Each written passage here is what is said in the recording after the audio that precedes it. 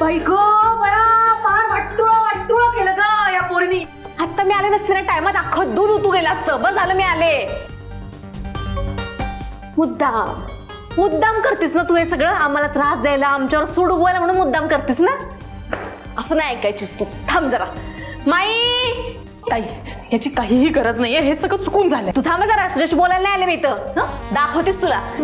ये ये ये ये मा इकडे इकडे इकडे. हे बघ आत्ता सगळं दूध उतू गेलं असतं. दुधाचा गॅस चालू ठेवला आणि बाई तिकडे खिडकीत बाहेर बघत बसल्यात कुठेतरी. मी आले नसते ना वेळेत अख्खं दूध उतू गेलं असतं. सगळा किचन कट्टा घाण झाला असता. काय गे तू काय आमचं वाटोळ करायचंय ठरूनच या घरात आली का काय? अगं दूध उतू जाणं अपशकुन समजला जातो. अपशकुन. भरल्या घरात तू हे सगळं करतेस. मी खरं सांगते, माझं खरंच लक्ष नव्हतं. ते लक्ष नव्हतं. खरंच लक्ष नव्हतं का दिलं नाही? नाही आल्या दिवसापासून बघतीये तुझ्या मनात काहीतरी काळच शिजतंय. मक्तेदारांचं नुकसान करायचं हे ठरवूनच परत आलीस ना. हे बघा असं काहीही नाही. नुकसान त्रास काही काय बोलताय, असं काही करायचं नव्हतं मला.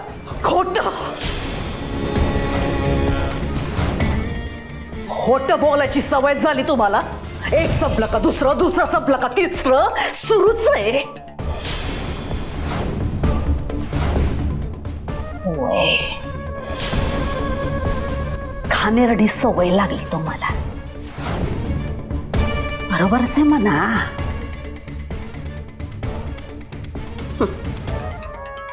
जसा बाप तशी पोर. बघितलं का माई, तू एवढं बोलतेस तर हिला काहीच फरक पडत नाही. नाही नाही अशी नाही ऐकायची. थांब मी तेजालाच पाठवते. तेजा ये ये तेजा ये. बघ काय झालंय माईक? काय सांगणार आता आम्ही. आमचे तर शब्दच संपले आता. जगतापाची पोर भरल्या घरात हा असा अपशकुन घडवतीये. तुम्हीच बोला. आम्हाला तर कंटाळा आला या पोरीचा. बोला माई. बया बघितलं तेजा? बघ तुझ्या डोळ्यांनीच बघ. अरे मी आले नसते ना टायमात अख्खं दूध उतू गेलं असतं. तू ह्या पोरीला आसरा दिलायस खरं, पण ह्या पोरीने अख्ख्या घराचं नुकसान करून टाकले. बया माई बघ आता तूच बघ.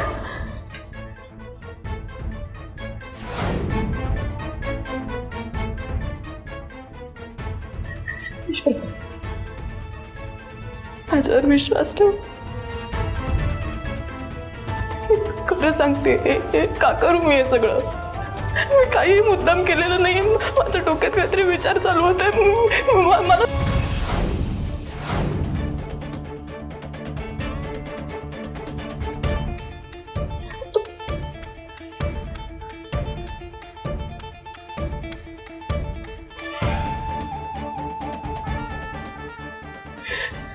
ऐक ना, हे नको ना करूस. मी करेन ना ते नंतर. तू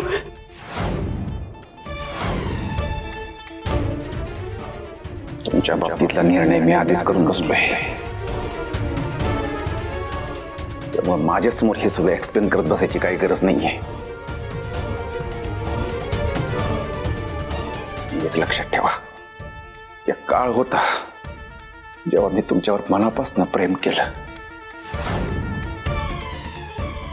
पण आता माझ्यासाठी सुद्धा आई करार आहे. तुमच्यात माइंड मध्ये झालेला करार. एकदा का करार संपला की तुम्ही तुमच्या वाटेला आणि मी माझ्या. तुमच्या पुढे हात जोडतो मी. हे असलं काहीतरी करून माईंना त्रास देऊ नका, कारण माई माझ्यासाठी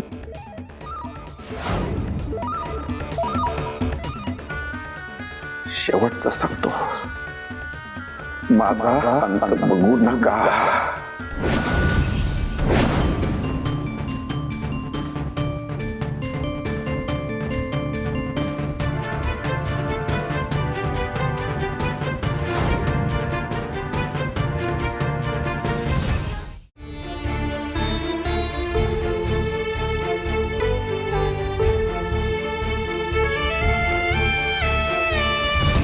मी तुला प्रपोज केल्यानंतरची पहिलीच डेट आहे ना आपली, मग त्याची आठवण म्हणून हे गिफ्ट.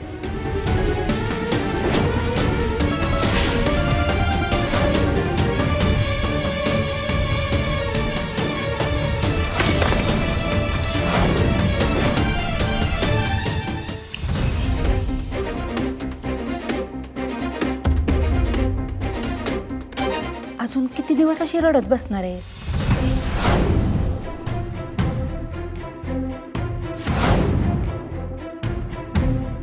हे शेवटचं बाद झालं आता. की मला ना कळून चुकलंय, या घरात या जगात माझं कोणीच नाहीये आणि कोणालाही माझी गरज नाहीये. मी खरं सांगते, मी फक्त आणि फक्त तेज प्रतापसाठी या घरात आले होते आणि तो तर ठरवून बसलाय ना, या जगातली सर्वात नालायक, दुष्ट, स्वार्थी बाई मी आहे. मग का म्हणून थांबू इकडे? बाद झालं, नाही थांबायचंय मला, सगळं संपलंय, मला निघून जायचं इकडून एकदाच, मला नाही थांबायचंय आता. वैदेही, हे बाळा, एक गोष्ट लक्षात ठेव. आपल्याला जेव्हा वाटतं ना की आता सगळं संपलंय, तेव्हाच नवीन सुरुवात झालेली असते. तू तडकाफडकी कुठलाही निर्णय घेऊ नकोस आणि कुठंही जाऊ नकोस.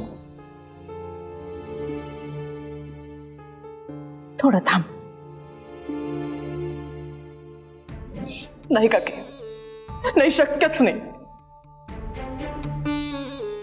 नाही सहन होते हे जे काही तेजप्रताप वागतोय ना माझ्यासोबत, मला नाही सहन होते आता.